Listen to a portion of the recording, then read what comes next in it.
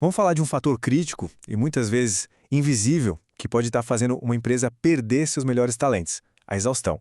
E o mais maluco é que para muitos profissionais, esse esgotamento começa antes mesmo do ano de trabalho engrenar de verdade. Se você ocupa um cargo de gestão, preste muita atenção porque isso aqui é um verdadeiro estudo de caso. Ok, vamos direto ao ponto. Todo ano é a mesma história, né? Passa o carnaval e uma frase específica começa a ecoar pelos corredores, pelos e-mails. Parece só uma piadinha inofensiva, mas, na verdade, ela acaba revelando uma falha bem profunda na maneira como a gente encara a produtividade e a justiça no ambiente de trabalho. E a frase é essa: agora o ano começou. Para muita gente soa como um grito de guerra, sabe? Um sinal de energia renovado, de página virada. Mas vamos analisar por que, para uma parte fundamental de qualquer equipe, essa frase não tem a menor graça.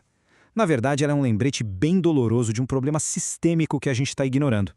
E isso nos leva direto ao nosso primeiro ponto, a grande ilusão do recomeço.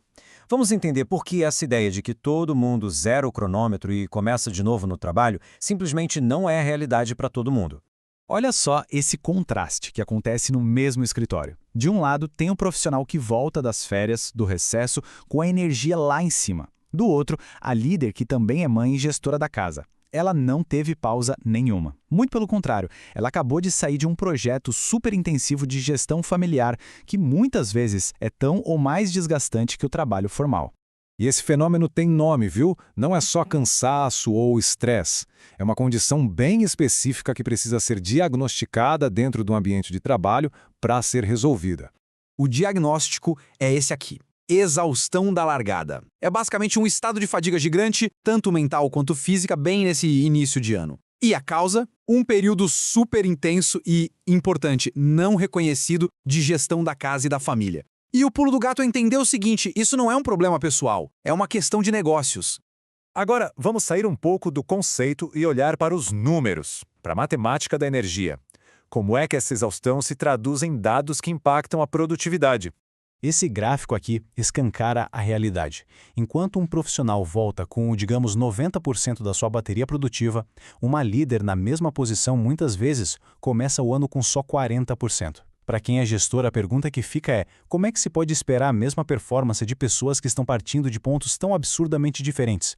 Isso não tem a ver com esforço, e sim com uma falha no sistema.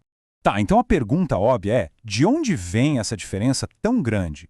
O que acontece antes mesmo dessas profissionais pisarem no escritório?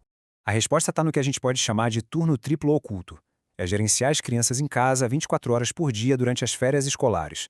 É cuidar de toda a logística da volta às aulas, material, uniforme, horários. É planejar as atividades da família toda. Na prática, é como fazer um MBA intensivo e não remunerado em gestão de crise familiar. E é exatamente aqui que essa diferença de energia começa a pesar no bolso da empresa. Vamos ver como a exaustão da largada acaba sabotando um dos pilares mais importantes de qualquer organização, a meritocracia. Esse ponto aqui é fundamental. O nosso sistema de trabalho costuma recompensar quem tem energia para ficar até mais tarde, para fazer networking depois do expediente, a tal da bateria política. E o que é ignorado nesse processo? Toda a eficiência, a habilidade de gerenciar crises e a competência que foram afiadas em casa.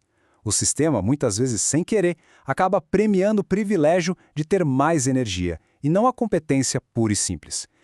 E essa frase resume tudo perfeitamente. Se a largada é desigual, você não tem meritocracia. Tem um sistema que pune o trabalho invisível. E essa punição aparece diretamente na estrutura da empresa. É, no fim do dia, uma falha de design organizacional. A consequência final para a empresa é essa aqui: um gargalo crítico. Ele leva à estagnação e, pior, à perda de talentos femininos de altíssimo nível, especialmente na média gerência. As empresas perdem suas melhores futuras diretoras porque não conseguem enxergar o ponto de partida desigual delas. Ok, o diagnóstico está feito, o problema está claro. Agora vamos falar de solução. E a solução precisa ser vista não como um favor ou um benefício, mas como uma estratégia de negócio inteligente. O primeiro passo é quebrar uma ideia muito, mas muito errada. Flexibilidade, ainda mais em períodos como a volta às aulas, não é um mimo, não é um favorzinho para quem tem filhos. Flexibilidade, na verdade, é uma ferramenta de gestão poderosíssima. Primeiro, porque é uma estratégia de retenção de talentos. Ela protege os ativos mais valiosos da empresa, que são as pessoas, do burnout e do turnover. E segundo, é justiça organizacional. Ela ajusta os processos para garantir que a avaliação de desempenho seja realmente justa e não só um reflexo de quem teve mais privilégios. Então, para a gente resumir, aqui estão os passos práticos para qualquer liderança. Primeiro, reconhecer. Aceitar que a exaustão da largada existe e não é um mito. Segundo, medir. Olhar para além dos indicadores óbvios e considerar o impacto da carga de trabalho invisível. E terceiro, o mais importante, agir. Implementar políticas flexíveis como parte central da estratégia de negócio. E para fechar esta análise fica uma pergunta, uma provocação para cada gestor a refletir com calma. A estrutura de promoção aí na sua empresa recompensa o desempenho real, a competência, ou ela, sem perceber, está recompensando o privilégio de quem chega com a bateria cheia? A resposta pode mudar tudo.